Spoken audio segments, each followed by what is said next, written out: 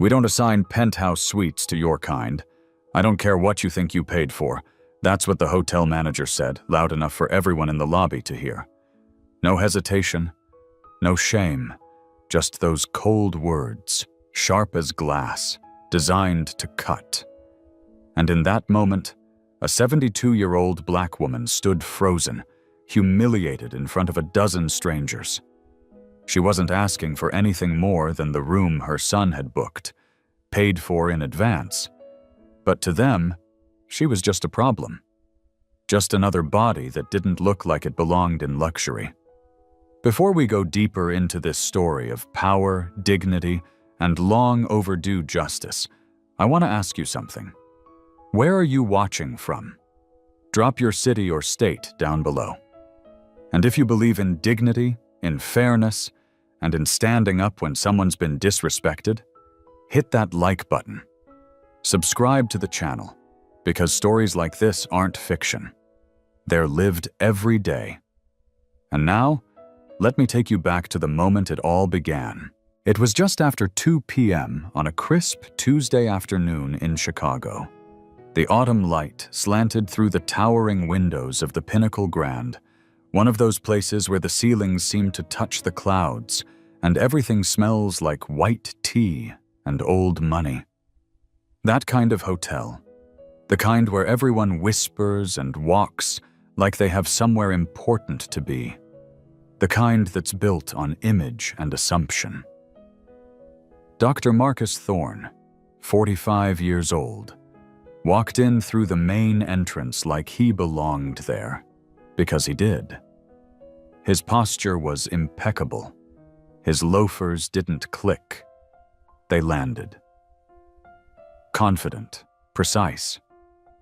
He wore a charcoal blazer over a soft merino wool sweater, tailored trousers, and a watch that signaled quiet power.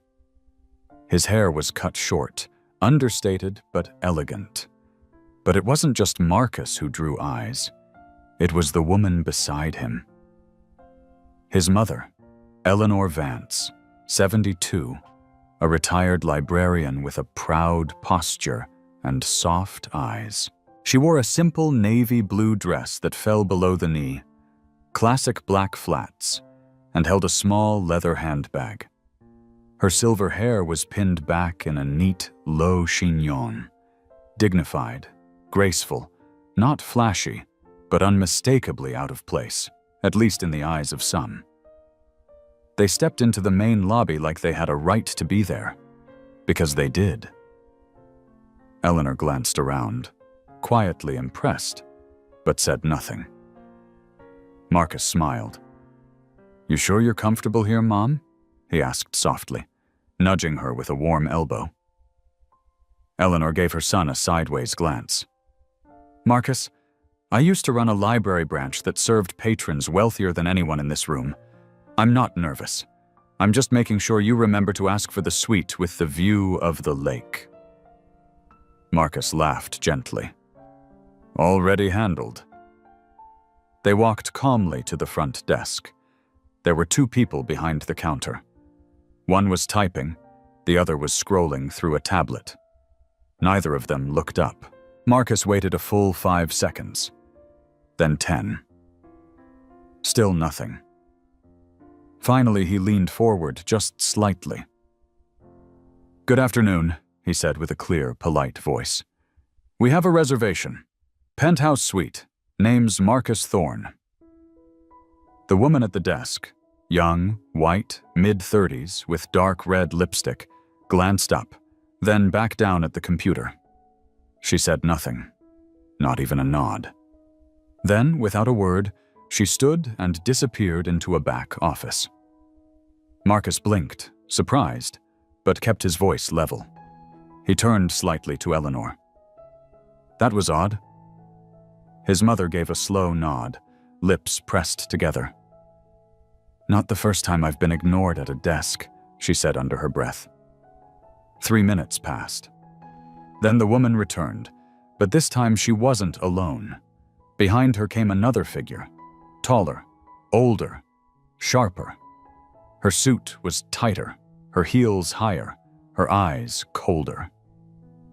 Jessica Finch, the front office manager. And from the second she looked at them, the air changed. Her expression froze somewhere between disbelief and disapproval. She walked directly toward the desk, then leaned slightly forward to the young employee, speaking just loud enough for them to hear. "They said they booked the penthouse?" Jessica asked. "Yes, that's what he said," the employee replied. Jessica straightened, glanced down at her screen, then looked up again, this time directly at Marcus. And her next words would change everything. "We don't assign penthouse suites to your kind. I don't care what you think you paid for." Just like that. It wasn't a misunderstanding. It wasn't a system glitch. It was said with intention, with that tone that doesn't need to shout to humiliate. The lobby suddenly felt smaller, quieter. A few guests nearby paused their conversations. A man in a pinstripe suit turned his head. One woman lowered her phone mid-scroll. Marcus stood still, lips slightly parted. Eleanor instinctively reached for her son's hand, not in fear, but in support, in warning. Marcus didn't blink. "I'm sorry, what did you just say?" he asked, his voice calm, steady, but low enough to suggest this wasn't his first time facing such treatment. Jessica didn't flinch. "I said," she repeated, "that class of reservation isn't available to you. If you'd like to contact the corporate office, you're welcome to." Eleanor's jaw clenched. Her hand trembled just slightly in Marcus's. And still, Marcus didn't raise his voice. He didn't snap back. He didn't threaten. He simply inhaled and said, "Okay, we'll step outside. But this isn't the end of it." Jessica didn't respond. She turned her back before Marcus even finished his sentence. And for the second time, the front desk said nothing. As they walked out of the lobby, two people who'd simply expected respect, something shifted in Marcus's eyes. Not anger, not shock, but purpose. Like a man who knew exactly who he was and exactly what he planned to do next. Marcus had barely stepped outside the front entrance when he felt his mother's hand tighten just slightly around his. It wasn't fear. It was something older than that. It was restraint, survival. Eleanor had lived through enough decades to know exactly what that moment inside the lobby had meant. For a second, neither of them spoke. The sounds of Chicago moved around them. The distant rumble of the L train, a sharp gust of wind off the lake, footsteps passing behind them. But all Marcus could hear was the echo of those words still ringing in his chest. Your kind. He had heard them before, in 100 different ways. Sometimes they came dressed as questions. Are you sure you're in the right department? Sometimes as compliments. You're so articulate. And sometimes, like today, they didn't bother to pretend. Marcus blinked slowly, grounding himself. You okay? He asked, looking over at Eleanor. His mother nodded, but she wasn't looking at her son. She was staring up at the polished glass panels of the hotel, her reflection faint against the imposing facade. I've been called worse, Eleanor said softly. But it's different now. They didn't know who you were. Marcus exhaled through his nose. Exactly. He opened his briefcase, pulled out his phone, and started typing. His fingers moved with calm precision. 3 names, 3 numbers. 1 to legal, 1 to operations, 1 to his head of security. He wasn't going to scream. He didn't need to. That's the thing about power. You don't have to raise your voice when you built the empire. Inside, the mood at the front desk had shifted, though no one was quite sure why. The manager, Jessica Finch, was walking back to her office, unaware that a storm was already forming. The front desk clerk, Ashley, glanced up once more through the lobby window and saw Marcus standing just outside, still there, not causing a scene, just waiting, calmly, purposefully. And that was somehow more unnerving than shouting. Guests nearby returned to their drinks and conversations, but an unease lingered. You could feel it in the air, like a low hum before thunder. Outside, Marcus tapped the screen one last time and held the phone to his ear. "David," he said quietly when the line picked up, "I need you to get Sarah from legal on a conference call. Yes, now. And I want Michael from HR on standby in the next 15. We have a situation at the Pinnacle Grand, Chicago." He didn't need to explain. David had worked with him long enough to read between the lines. Marcus ended the call, then turned to his mother again. "We're not leaving. I want you to sit in the car. Stay warm. This won't take long." Eleanor gave him a long look, half worried, half proud. "I raised you to fight with your mind, not your temper," she said. "Just remember, they don't expect you to come back." Marcus gave a small smile. That's the beauty of it. Meanwhile, back in the lobby, a woman near the fireplace had started whispering to her husband. "That man! Wasn't he on the cover of Cranes last year? Marcus Thorne, right?" Her husband shrugged, but she wasn't the only one starting to put the pieces together. A young bellhop at the far end of the counter leaned in toward Ashley. "Was that him? The real estate developer with that whole chain of boutique hotels?" Ashley looked pale. "No, couldn't be. He wouldn't show up without an entourage or press." But even as she said it, she wasn't sure. Something about Marcus's eyes had unsettled her. Something about the way he left without raising his voice made her stomach turn. And then, it happened. A black Escalade glided to a stop out front. The doors opened. First the driver, then two men in dark suits stepped out, followed by a woman in a crisp navy blazer with a silver tablet in hand. They weren't tourists, they weren't guests, and they weren't smiling. Within moments, Marcus stepped out behind them, calm as ever. The staff behind the desk froze. Jessica, sipping an espresso behind a half-closed door, didn't see the arrival. Marcus didn't wait. He walked through the center of the lobby like it was his. Because, in a way, it was. Not the building itself, but the values it was supposed to stand for. Respect, dignity, excellence. He had spent years building that reputation, investing in it. And today that image had been shattered because his mother didn't look the part. His loafers clicked once, then twice, before he stopped in front of the front desk. Ashley stood stiffly.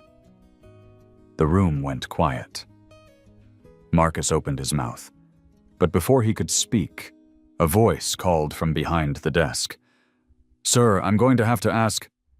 But Marcus raised one finger. He wasn't asking for permission. "My name is Dr. Marcus Thorne," he said, clearly and calmly. "I am the founder and chairman of the Thorne Hospitality Group. This hotel is part of my private portfolio. I booked the penthouse suite under my name 2 weeks ago."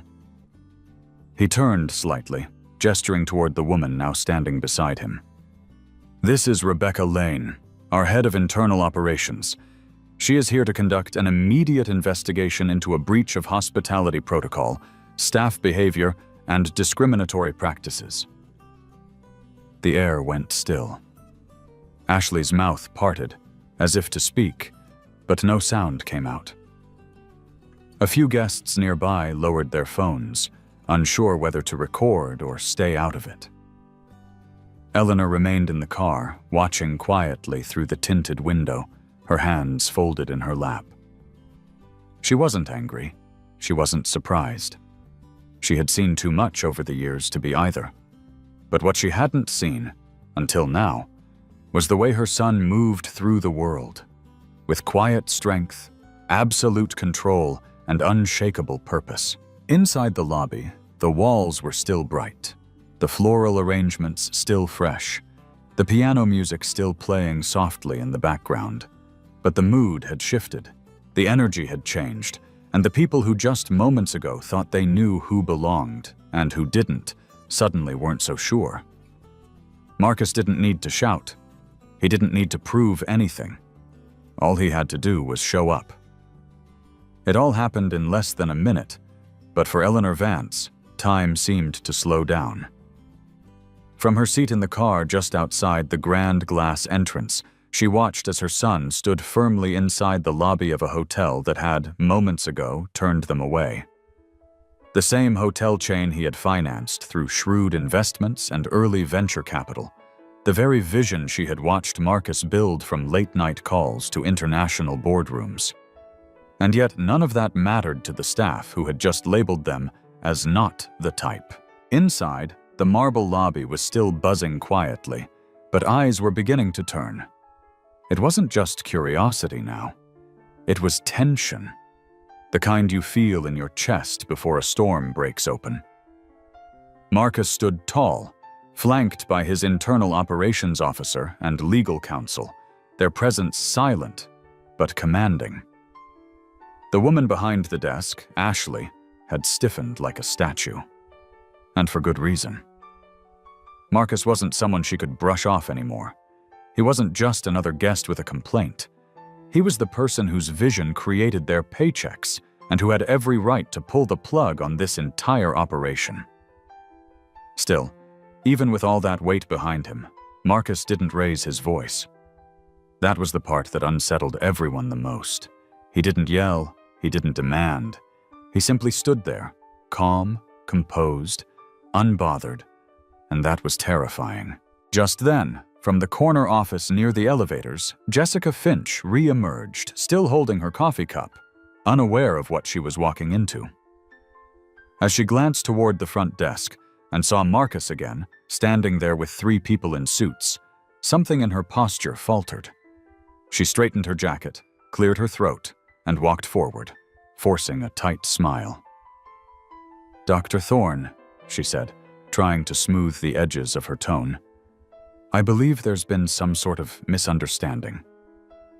But Marcus cut in gently, never looking away. "Yes, there's been a misunderstanding. You misunderstood who you were speaking to, and more importantly, who you were humiliating in front of a dozen guests without so much as a second glance."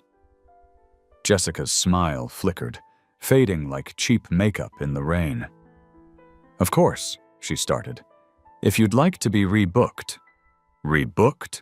Marcus repeated, one eyebrow raised. "You think this is about a room?" His voice didn't crack. His tone didn't change, but the words carried weight. You could feel it. People nearby were no longer pretending not to listen. A man who had been reading a newspaper now stared openly. A couple sipping champagne in the lounge had stopped, mid-toast. Marcus shifted his weight slightly, then continued. "You didn't just reject a reservation. You rejected a woman who worked for 40 years, raised 2 children, and helped build the very community you profit from." His words were measured, slow, but each one hit like a quiet drumbeat. "You didn't just dismiss a guest. You humiliated my mother." That word, mother, hung in the air like a final note in a silent room. Jessica swallowed hard. I didn't know." "Exactly," Marcus replied. "And you didn't care to ask." Just then, one of the hotel's security guards approached from the right, tall, broad, with an ex-military posture. He had been the one called to escort Marcus and Eleanor out earlier. He stopped when he saw Marcus again. This time, no one gave him orders. Marcus didn't even acknowledge him. He didn't need to. His role in this story was already done.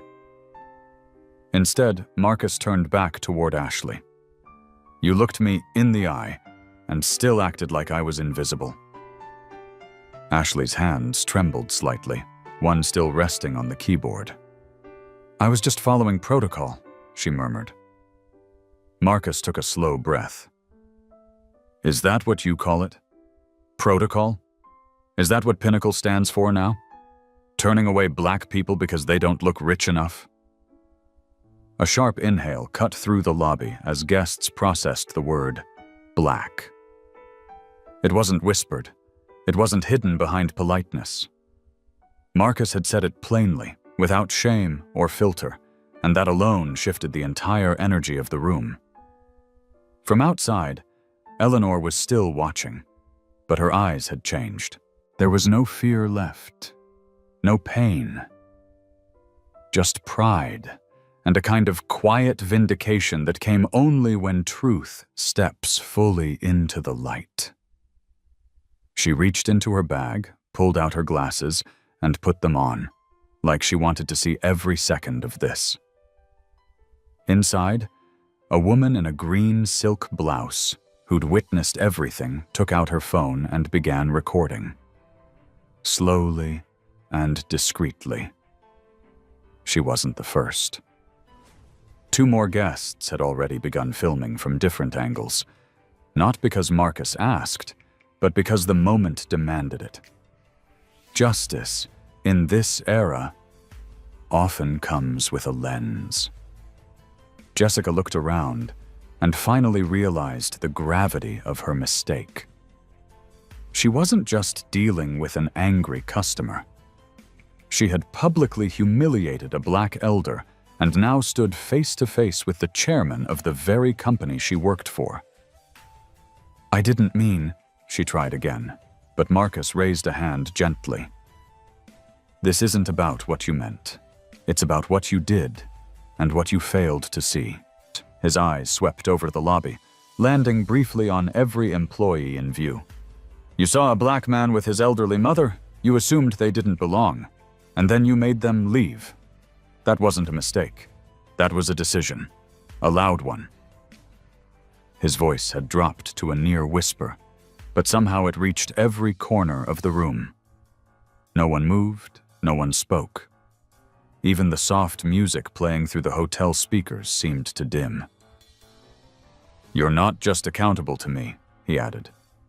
"You're accountable to the very values printed on every Pinnacle brochure. Integrity, excellence, humanity." At that moment, Eleanor opened the car door and stepped out, slowly, carefully. Marcus saw her, and something in his posture softened. His voice became even more grounded. "This is my mother," he said aloud to the room. "Her name is Eleanor Vance. She spent 35 years as a librarian in neighborhoods that never had enough books. She paid off her mortgage early. She never missed a Sunday service. And she saved up every dollar so that someday her son could walk into a place like this and feel welcome."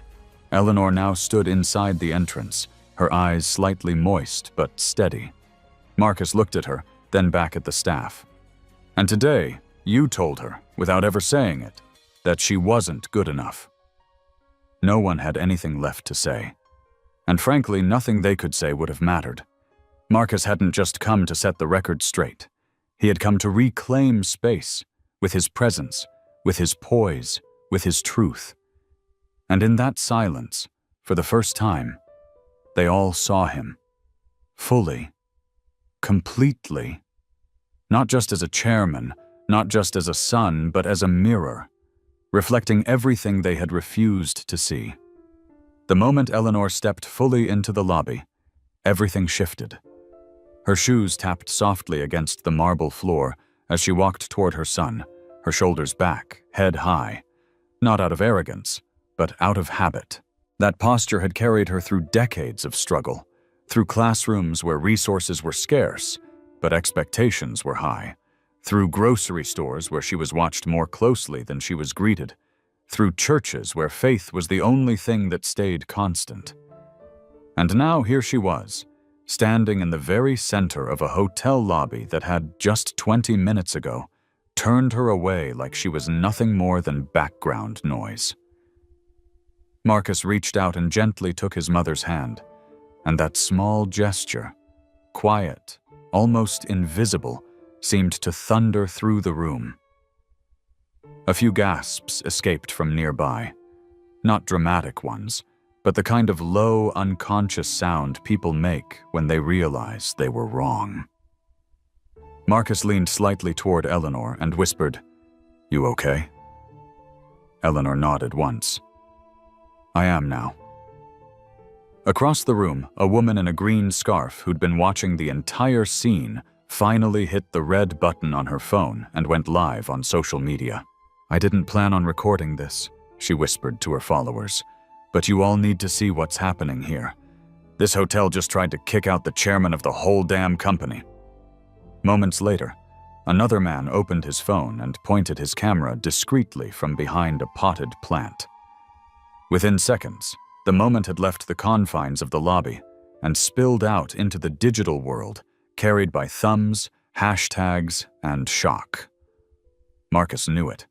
He could feel it in the air, the subtle flicker of camera lenses being raised, the shift in body language, the hum of judgment turning into exposure. And he let it happen. Not because he needed an audience, but because people needed to see, to hear, to feel the weight of casual cruelty dressed up in corporate language. He turned back toward the staff, his voice still low, but unmistakably firm. "Let me make this clear," he said, locking eyes with Jessica first, then Ashley. "You didn't just disrespect a guest.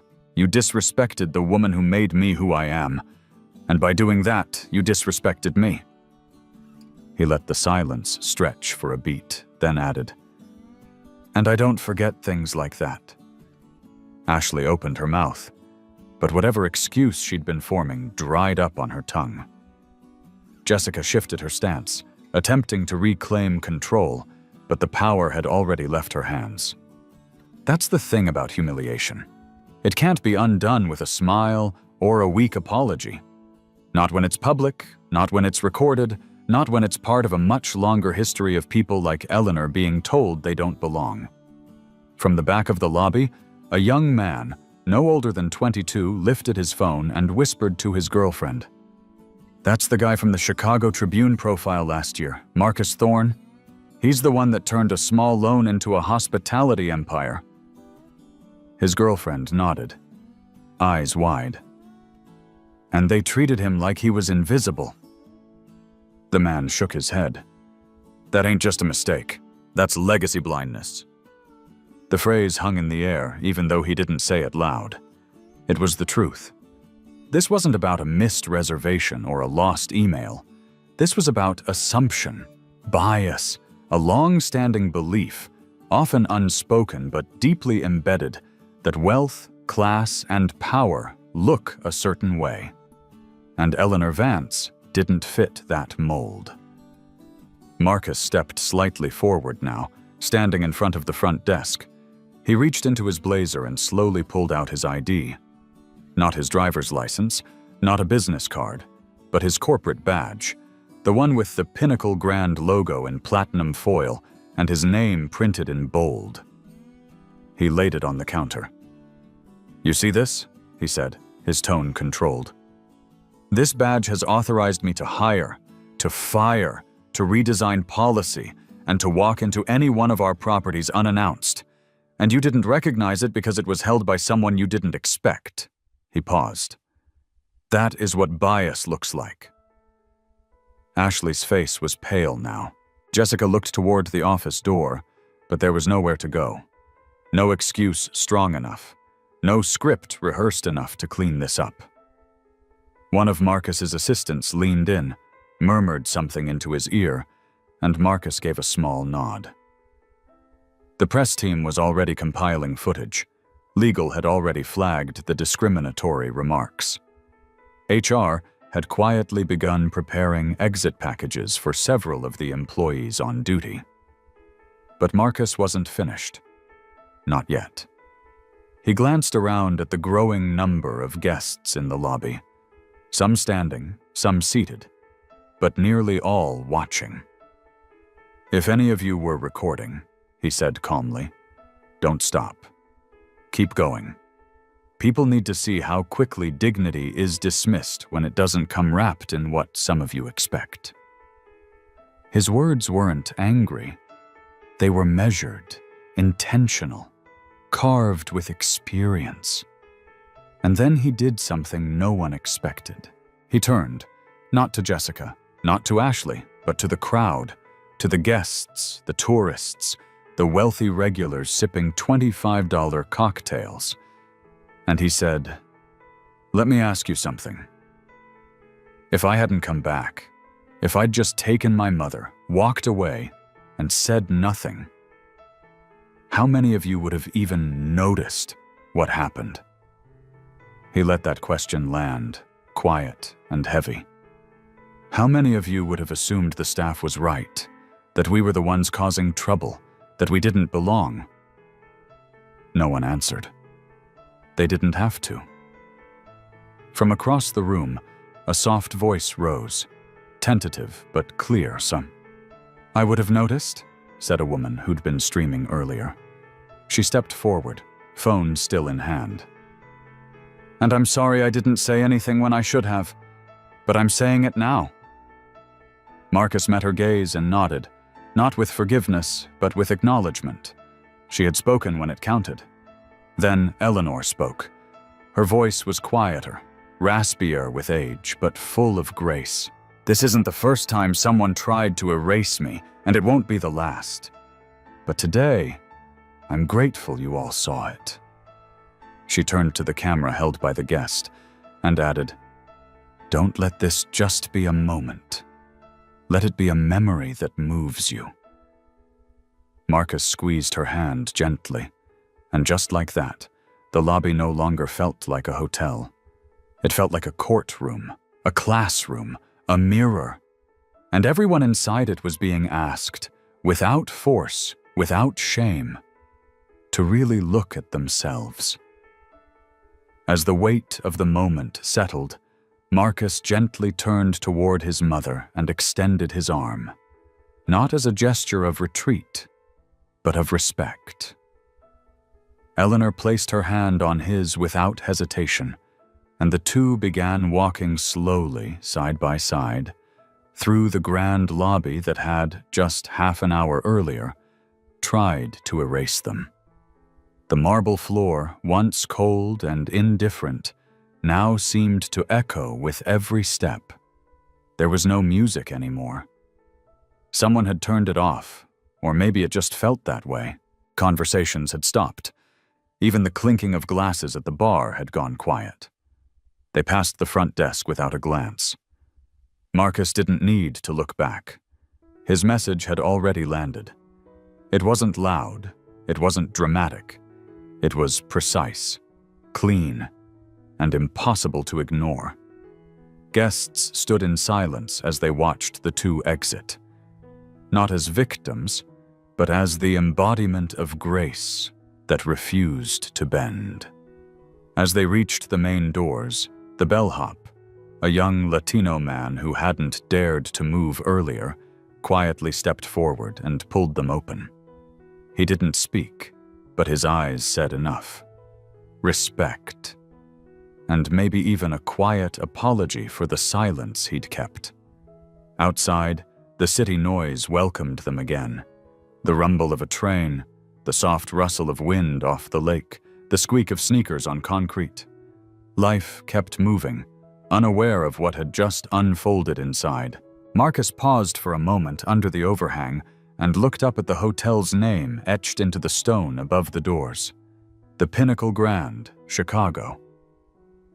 He took a breath, then looked at Eleanor. "You all right?" Eleanor gave a soft smile. "I was fine the minute you walked back in there," she said. "But I'll admit, seeing their faces when you said your name, that felt good."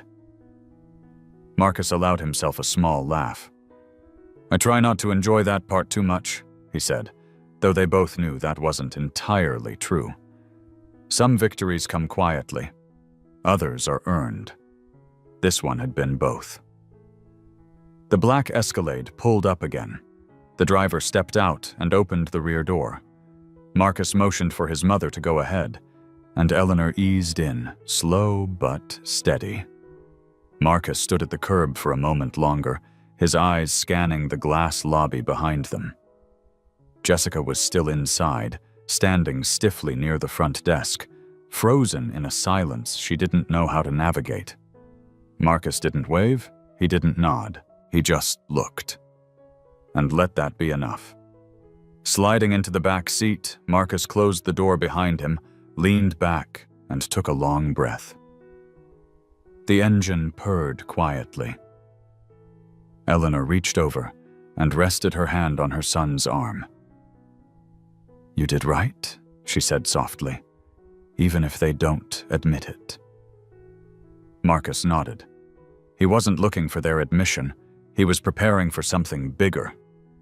He picked up his phone again, scrolling through messages, emails from legal, notes from PR, and a live feed of the guests' stream, which was already being reposted across every major social platform. The headline typed across the screen read, "CEO called not the type at his own hotel chain." The comments were exploding.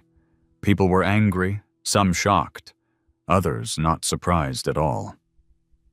"This happens every day to people who aren't CEOs," one person wrote. "He just happened to be one who could do something about it." Marcus paused at that one, read it twice. Then he whispered, "Exactly." The car pulled away from the curb, gliding through the late afternoon traffic.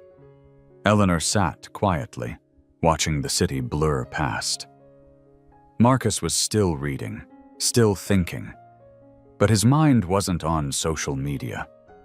It was on accountability. Not the public kind, the real kind. The kind that changes systems. The kind that costs people their jobs, not out of cruelty, but because dignity has a price. And today, that price had been crossed. "I want full reports on everyone on duty," he said suddenly, speaking into his Bluetooth earpiece. "I want their employee files pulled. I want HR to issue formal termination letters to Jessica Finch and Ashley Brent before close of business. And I want our training protocols rewritten. Starting today, bias sensitivity, racial equity, front desk policy. This wasn't a one-time failure. It's systemic, and it ends here." His voice didn't rise. It didn't need to. It was clear, calm, surgical, the kind of voice that made things happen. Diane turned to look at her son, studying him for a long moment. Marcus had always been strong, but this was something else. This was legacy. Not the kind written on paper, but the kind passed down in moments like this. In the way you hold your chin after being insulted, in the way you respond when power is tested, in the way you protect the people who taught you what dignity really means. "I remember when you were 12, Eleanor said gently, "and you came home crying because your teacher accused you of cheating just because your answers were too good." Marcus smiled without looking up. "You made me rewrite the essay from scratch and turn it in again. Said if I was going to prove them wrong, I had to do it twice." Eleanor nodded. "And look at you now." The words hung between them, not boastful, just true. The car slowed as it turned onto Michigan Avenue.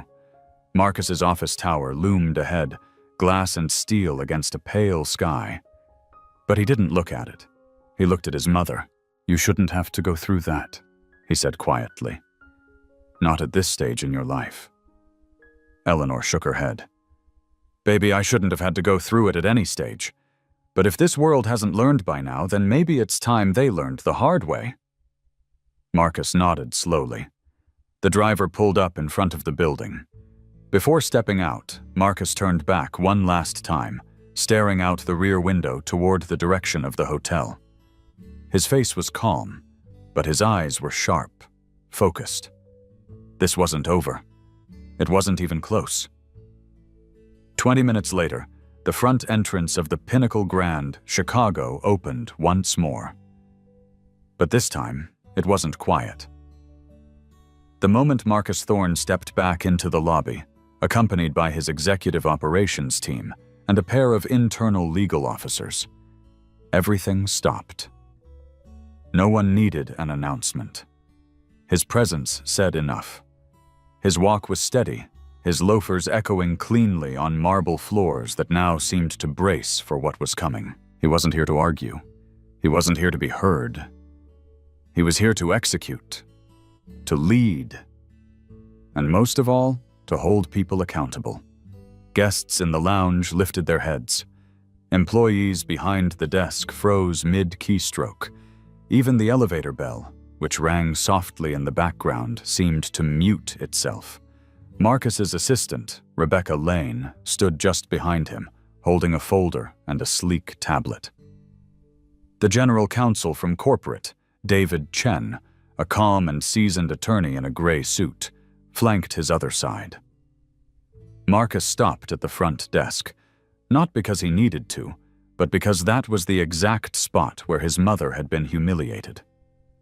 He glanced at Ashley Brent, who was now trembling slightly behind the counter, her hands shaking just enough for the computer mouse to slip from her fingers. Ashley had known this was coming. She just didn't know it would be so final. Marcus looked at her, his eyes steady but not cruel. "Ms. Brent," he said evenly, "your employment with the Thorne Hospitality Group has been terminated, effective immediately." Ashley opened her mouth, but Marcus continued, unfazed. "This decision is not based on emotion. It is based on policy. You failed to verify a valid reservation. You made assumptions based on appearance. You escalated without cause.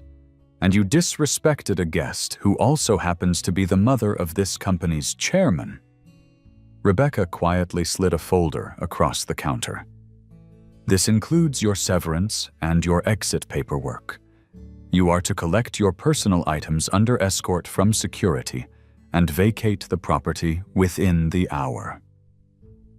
Marcus didn't wait for a response. He turned to Jessica Finch, who was now standing near the side hallway, her face tight, jaw clenched, attempting to preserve some sense of control. "Ms. Finch," Marcus said, walking toward her now, "you will not be returning to your position as front office manager. Your conduct today violated not only hospitality protocol, but every value this company stands for.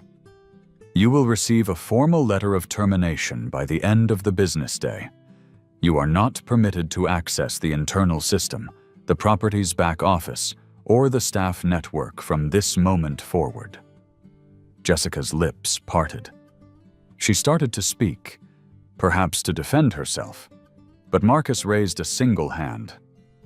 "This isn't a discussion. You made a choice, and I'm making mine." A small crowd had gathered now. Guests, staff, a few onlookers with their phones still subtly recording. But Marcus didn't acknowledge them. He wasn't performing. He was protecting the brand he built through integrity, not apologies. He turned to Rebecca again. "Please begin HR intake for the remaining staff who witnessed the incident. We will retrain or replace as needed. I want the next 30 days to be about correction, not comfort." Rebecca nodded and stepped aside to coordinate with two corporate HR leads who had just arrived. Marcus paused, taking in the lobby with fresh eyes, not as someone being judged, but as someone reclaiming ownership. "This space doesn't just belong to the wealthy," he said softly, to no one in particular. "It belongs to those who uphold its values." Then, in one final motion, he walked past the desk, past the elevators, and toward the VIP suite hallway. As he passed a young black concierge near the back wall, someone who had remained quiet the entire time, he offered a brief nod. It wasn't approval. It was a signal. "I see you. You matter. And we're going to rebuild this place the right way." Later that evening, long after the crowd had cleared and the hotel lobby had returned to its polished quiet, Marcus Thorne stood alone on the balcony of the penthouse suite. The same room his mother had been denied just hours earlier. Fresh flowers sat on the marble table, a handwritten welcome note rested on the pillow, and 2 glasses of sparkling cider waited by the window. But Marcus wasn't ready to sit down just yet. He leaned on the railing, looking out over Chicago as the city lights flickered on for the night. The sky was a deep violet, and the breeze carried just enough chill to remind him this day had been real. Behind him, Eleanor stepped out of the room slowly. A soft cashmere shawl was draped over her shoulders, her hair down now. She walked up beside her son and said nothing for a moment. They just stood there, 2 generations of resilience, breathing in the night air like it was finally theirs. Marcus broke the silence first. "I kept thinking today, what if I hadn't come back? What if I just walked away like they wanted me to?" Eleanor looked at him, her smile quiet but firm. "Then they would have won, and they wouldn't have even known it." Marcus nodded slowly. "But this time, they didn't." Eleanor took his hand gently. "No, this time they learned." Marcus turned toward his mother then, fully, his voice softer now. "You know, I didn't build all of this just to be rich. I built it because I was tired of seeing us get turned away, tired of watching you get overlooked. I wanted to create something that couldn't be taken from us the moment we walked through the door." Eleanor's eyes glistened. "And you did," she said. "You built a world where we get to stay, where we don't have to prove we belong. We just do." Inside the suite, Marcus's phone buzzed. He didn't move. He didn't need to check it. He already knew what it was. Statements being drafted, policy updates initiated, messages from board members praising his leadership. But this moment wasn't about them. It was about something quieter, something deeper. A reckoning, not with anger, but with clarity. Across the country, the live stream had gone viral. Over 3 million views in less than 5 hours. The hashtags were spreading. Hashtag dignity is non-negotiable. Hashtag Marcus Thorne. Hashtag this is what bias looks like. But Marcus didn't care about the numbers. He cared about the message. And more importantly, he cared about what came next. Because this wasn't going to end with firings or statements. It was going to start there. The next morning, he would announce the launch of a company-wide initiative called Project Keystone, a full-scale equity retraining, leadership re-education, and a mentorship pipeline that would open doors for people of color in the hospitality industry. Not a PR stunt, a permanent shift. "I want people who look like us," Marcus whispered to his mother, "to know they don't have to rise in silence anymore. That when they speak, the room changes. The world changes." Eleanor smiled again, slower this time. "Then you keep doing what you're doing," she said.